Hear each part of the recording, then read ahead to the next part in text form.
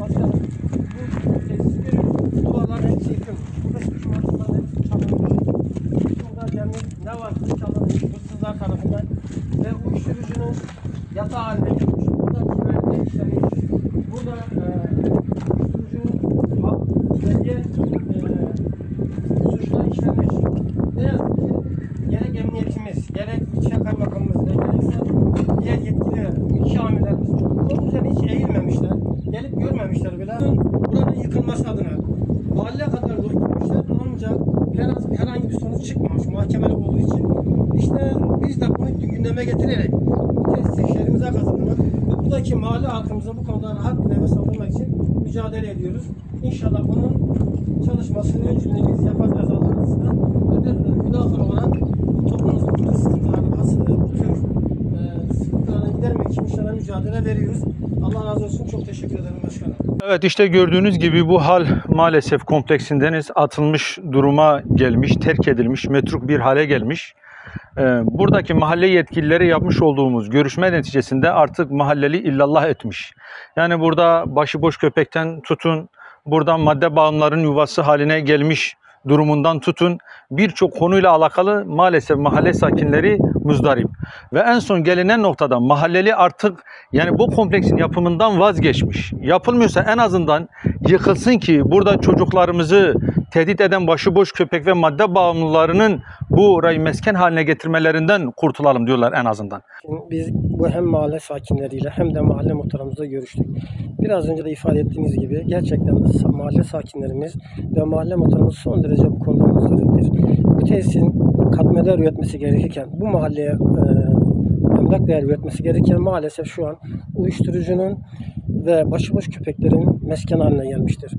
Sayın Muhtarımız bu konuyla ilgili bizatihi Ceyhan Belediyesi'ne, Büyükşehir Belediyesi'ne ve valiye kadar dilekçe vermiş. Burası inşa edilmiyorsa yıkılsın denmiş. Evet, hatta bu yakın zamanda ilçe emniyet müdürlüğüne bir dilekçe vererek biz artık çocuklarımızı ve eşlerimizi buradan rahatlıkla gönderemiyoruz diyerek buranın yıkılması talebinde bulunmuş.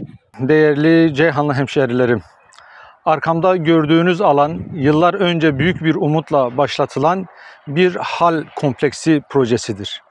Ancak bugün ne yazık ki bu proje ihmalin ve vurdumduymazlığın sembolü haline gelmiştir. İlk olarak bir kooperatif tarafından inşa süreci başlatılmış, sonrasında Büyükşehir Belediyesi'ne devredilmiştir. Bu devir sırasında usulsüzlük yapıldığı iddiasıyla konu yargıya taşınmış, kooperatif mahkemelik olmuştur. Belediye ise bu alanı bir müteahhite devretmiş ancak müteahhit işi tamamlamadan ortadan kaybolmuştur. Ardından göreve gelen belediye yönetimi de ödemeleri yapmayarak işi daha içinden çıkılmaz bir hale getirmiştir. Bugün bu alanda ne ticaret var, ne üretim, ne de kamuya hizmet.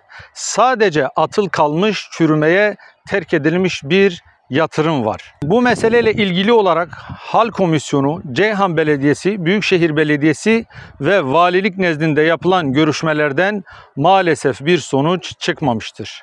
Buradan açıkça ifade ediyoruz. Bu meselenin üzeri örtülemez. Bu halkın malı çürümeye terk edilemez. Sorumlular hesap vermelidir. Çözüm üretmelidir. Hüdapar olarak biz halkın sesi olmaya, milletin hakkını savunmaya devam edeceğiz. Bu konunun takipçisi olacağız, kamuoyunu bilgilendirmeye devam edeceğiz. Büyükşehir Belediyesi'ni, Ceyhan Belediyesi'ni, valiliği bu konuda göreve davet ediyoruz. Kimse bu karmaşık sürecin arkasına saklanarak sorumluluktan kaçmamalı. Ceyhan'ımıza yakışan tamamlanmış, faal ve halka hizmet eden bir hal kompleksidir. Biz çözüm için buradayız. Biz hakkı savunmak için buradayız ve bu mesele çözülene kadar takipçisi olacağız.